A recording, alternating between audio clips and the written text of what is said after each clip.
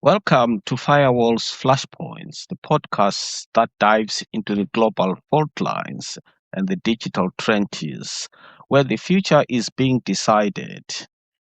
Today's episode is a special one, sparked by a series of high stakes questions about the very architecture of the world.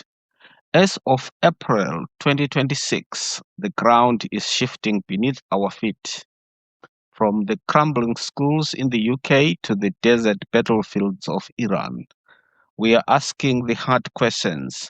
Why do we still live in a world of bodyguards and flashpoints instead of human advancements? So, the bodyguard dilemma. We started our journey with a fundamental question: what is NATO? For decades, it was the steel wall of the West. But in 2026, it feels more like a frying safety net.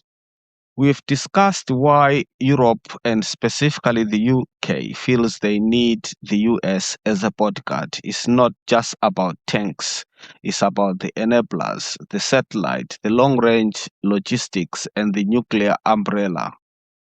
Right now, the US is focused on Iran, launching Operation Epic Fury. When Europe hesitates to join, the US threatens to walk away. If the bodyguard leaves, do the Baltics fall? We analyzed that the vacuum wouldn't be free for Russia to take Poland, Finland, or any other Baltic states. Actually, Poland and Finland have built a Baltic defense line.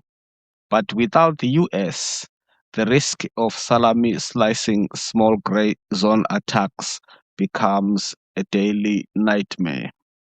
This brings us to the firewall of our own domestic reality. In the UK, schools are literally falling apart. RAAC concrete and 1950s pipes are falling. We looked at the numbers. The UK is pushing for a 3.5 of GDP of defense. That is billions of pounds. Imagine if that was redirected. We agreed on a better strategy.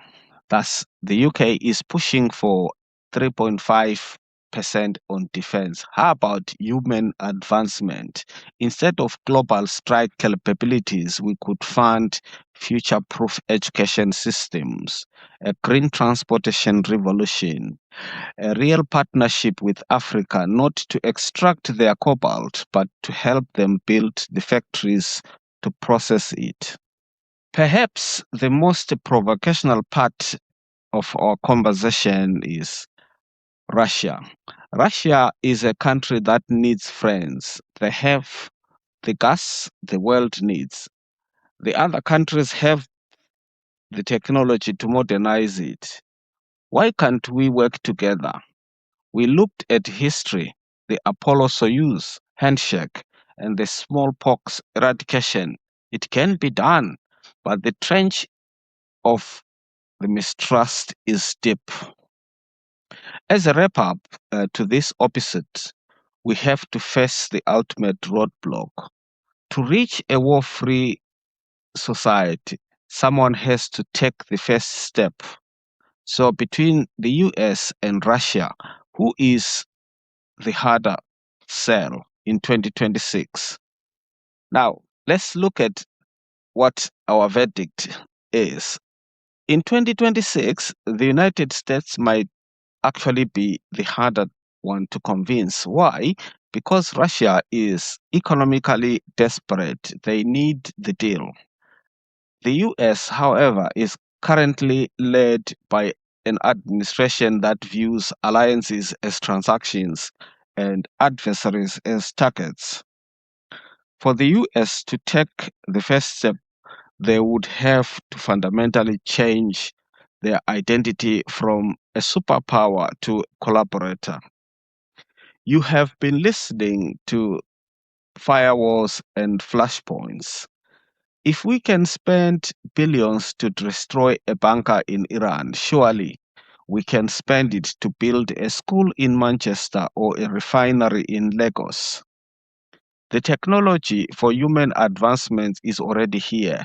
We are just waiting for the politics to catch up. Stay safe, stay curious, and keep watching the fault lines.